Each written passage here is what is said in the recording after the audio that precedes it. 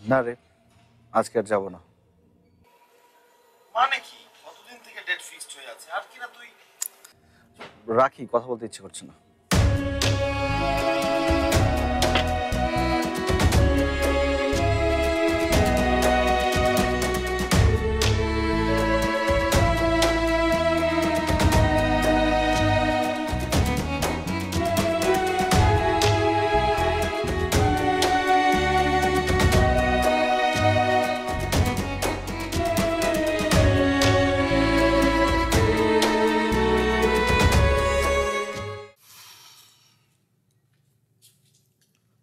ছেলের বিয়ের তারিখ ফিক্সড করে আসলে,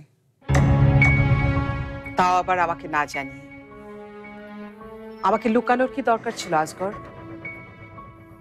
বিরক্ত হচ্ছে আমার কথা না? ভাবছো এরই মধ্যে আমি কিভাবে টের পেলাম?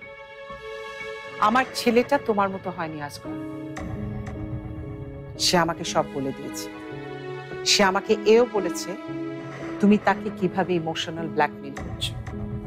রাশিদা, আমার মনে হয় না এসব নিয়ে আর কোনো কথা বলা আছে। অবশ্যই আছে। তুমি আর তোমার ভাই এসব ঠিক করেছো, কিন্তু তোমার একটিবারের জন্য মনে হলো না তোমাদের দুজনের মাঝখানে আমাদের কোনো জায়গা আছে, আমাদের কোনো গুরুত্ব আছে?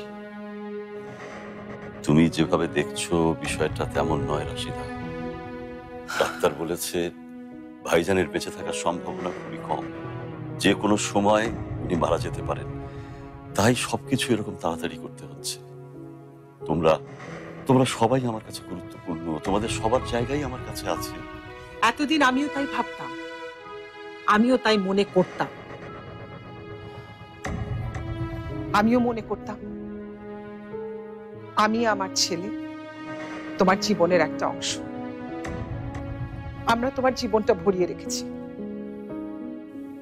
কিন্তু না, আজকে আমার মনে হলো তোমার জীবনের সবচেয়ে বেশি গুরুত্বপূর্ণ তোমার ভাই আর তোমার ওই ভাইয়ের মেয়ে। আমি আমার ভাইজানের শেষ ইচ্ছা পালন করছি রাশিদা। একজন মৃত্যু পথযাত্রীর জন্য জীবিত মানুষকে কবর দিচ্ছ। একজন মরতে যাওয়া মানুষের জন্য জীবিত মানুষ, তাও আবার নিজের ছেলের জীবন নষ্ট করছো। এটাই তোমার বিচার? এটাই তোমার বিবেক? কারো জীবনই আমি নষ্ট করছি না রাশিদা। তুমি তোমার ভাইয়ের প্রেমে অন্ধ হয়ে গেছো, তাই কিচ্ছু দেখছো না। তুমি আসলেই তোমার ছেলের জীবনটা নষ্ট করছো। নিজের ইচ্ছার জন্য, নিজের জেদের জন্য আমার ছেলের আশা, আনন্দ, ইচ্ছা সব ধুলায় মিশিয়ে দিচ্ছ। ঝুমুরের সাথে ফারহানের বিয়ে হলে ওর জীবন কখনো নষ্ট হবে না রাশিদা। ঝুমুর খুব ভালো মেয়ে, তাই? ভাইজান ওকে খুব ভালোভাবে মানুষ করেছে। আচ্ছা, বাহ। আসগর, ঝুমুর খুব ভালো মেয়ে কিনা আমি জানি না, কিন্তু আমার ছেলের জন্য ঝুমুর যোগ্য না। আমার ছেলে বাইরের ভালো ইউনিভার্সিটি থেকে ভালো রেজাল্ট করা ছেলে, আর তোমার ভাইয়ের মেয়ে ওই মফস্বলের সাধারণ একটা কলেজ থেকে পাশ করা। কিসের সাথে তুমি কি তুলনা করছো? ফারহানের স্ট্যান্ডার্ডের সাথে কখনো ওর স্ট্যান্ডার্ড মিলবে? কোনোদিনও মিলবে না। তুমি এটা ঠিক করছো না আসগর, ফারহানের সাথে একদম ঠিক করছো না। ফারহান শুধু তোমার ছেলে না রাশিদা, সে আমারও ছেলে। সেখানেই তো আমার আফসোস, তোমার নিজের ছেলে হওয়ার পরও তুমি ওর সাথে জাস্টিস করতে পারছো না। কেন করতে পারছো না? তোমার ওই ভাইয়ের জন্য। তুমি না সবসময় আমাকে বলতে তোমার ভাইয়ের অনেক আত্মসম্মান, অনেক ইগো। এখন কোথায় গেল ওনার ইগো? কোথায় গেল ওনার আত্মসম্মান? ওনার এখন চাইতে খারাপ লাগছে না? হ্যাঁ, লাগছে না খারাপ? নাকি এটা ওনার কৌশলের একটা অংশ?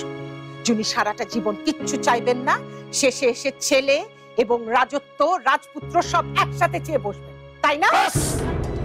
বাস, ভাইজানকে নিয়ে আর একটা কথাও বলবেন না। তাহলে তাহলে আমি ভুলে যাব যে তুমি আমার স্ত্রী আর আমার ছেলের মা। এটা আমার বাড়ি, এখানে আমি যা বলবো তাই হবে। আমার ভাই এখানে থাকবে, আমার ভাতিজি এখানে থাকবে, এবং সে আমার ছেলের স্ত্রী হয়েই থাকবে। আর তুমি যদি এটা মেনে নিতে না পারো, তাহলে তুমি এখনই বাড়ি থেকে চলে যেতে। আর এটাই আমার প্রথম ও শেষ কথা, আর তোমাকে শেষ সতর্ক করা। তুমি যদি আমার স্ত্রী হয়ে থাকতে চাও, তাহলে তোমাকে আমার সিদ্ধান্ত মেনে নিতে হবে। কাল সকালেই তুমি ভাইজানের কাছে যাবে এবং তাকে এই নিশ্চয়তা দেবে যে তুমি এই বিয়েতে রাজি আছো। আর যদি না যাও, যদি এই বিয়ের মাঝে বাধা হওয়ার চেষ্টা করো, তাহলে তোমাকে আমি ডিভোর্স দিতে বাধ্য হব।